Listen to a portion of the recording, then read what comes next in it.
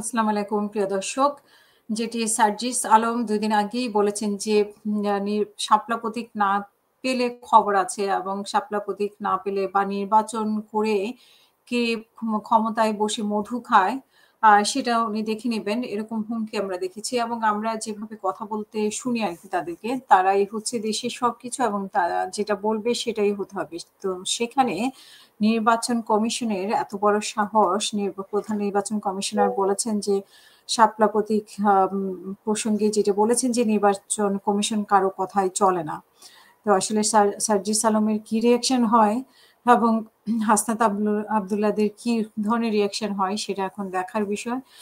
এবং নির্বাচন কমিশনের নিরপেক্ষতার কাজ করতে চায় জানিয়ে প্রধান নির্বাচন কমিশনার নাসরুদ্দিন বলেছেন যে একটি দল শাপলা প্রতীক কেন দেওয়া হবে না তার ব্যাখ্যা নির্বাচন কমিশন দিবে না। এটা কমিশনের সিদ্ধান্ত আর ইসি কারো কথাই চলে না। তো আসলে এটা কিরকম রিঅ্যাক্ট হয় আমরা একটু দেখব। কারণ যে হুঙ্কার দেয় আরকি সবসময় সবকিছুতে। তো সেই হুঙ্কার কি পরিমাণে আসতে পারে সেটা আমরা দেখব সার্জিস আলমের এবং হাসনাত আব্দুল্লাহর ব্যবহারের মাধ্যমে।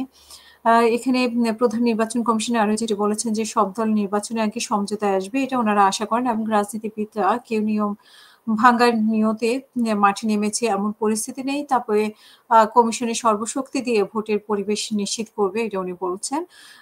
নতুন রাজনৈতিক দলকে নিবন্ধন দিতে গত মাসেই চেয়েছিল নির্বাচন কমিশন। তবে কোনো অস্বচ্ছতা রেখে দলগুলোকে নিবন্ধন দিতে চায় না সংস্থাটি। তাই তাদের বিরুদ্ধে নতুন করে আপত্তি আসছে, তাদের ব্যাপারে পুনরায় খোঁজ নেওয়া হচ্ছে।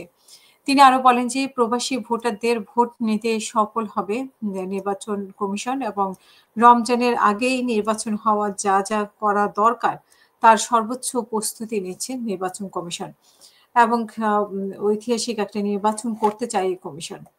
প্রিয় দর্শক, এই ঐতিহাসিক নির্বাচনের কথা আমরা ডক্টর মোহাম্মদ ইউনূসের কাছেও শুনি। বাট অনেকে আবার এই কথাও বলে থাকে যে নির্বাচন হবে কিনা। ইতিমধ্যেই আমরা নির্বাচনী এলাকায় নির্বাচনের প্রচারণা যেরকম অনেকেই শুরু করেছে, ঠিক সেরকম আমরা আসিফ মাহমুদ সজীব ভুঁইয়ারও মনে হয় দেখতে পাই একটা প্রকল্প নিয়েছে যে মুরাদনগরের জন্য বিপুল অর্থের এবং পাশাপাশি এনসিপির নেতা হাসনাত আব্দুল্লাহর নামেও নেওয়া হয়েছে বিপুল পরিমাণের একটি প্রকল্প। তো প্রকল্পের টাকাগুলো আসলে নিজস্ব এলাকায় কেন? এনসিপি দেখে বা উপদেষ্টা দেখে সেসব এলাকায় হবে কেন? বাংলাদেশের অন্যান্য এলাকাগুলো কি তাদের বাইরে কিনা? তো নির্বাচনের জন্য তাদের যে প্রস্তুতি দরকার সেই প্রস্তুতি নিচ্ছে।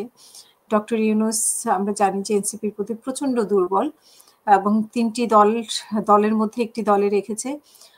তবে সম্ভব হচ্ছে না ওনার পক্ষে যে ১ম মানে একেবারে বড় দল হিসেবে স্বীকৃতি দেওয়া। উনি হয়তোবা সেটাও দিতেন যদি সেরকম লোকবল থাকতো। তো উনি আসলে এই দলটিকে অনেকভাবে লালন পালন করে মানুষ করছেন।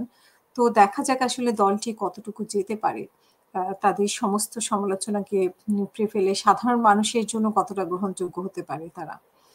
আপনাদের মতামতের অপেক্ষায় থাকলাম। সবাই ভালো থাকবেন। আল্লাহ হাফেজ। আসসালামু আলাইকুম।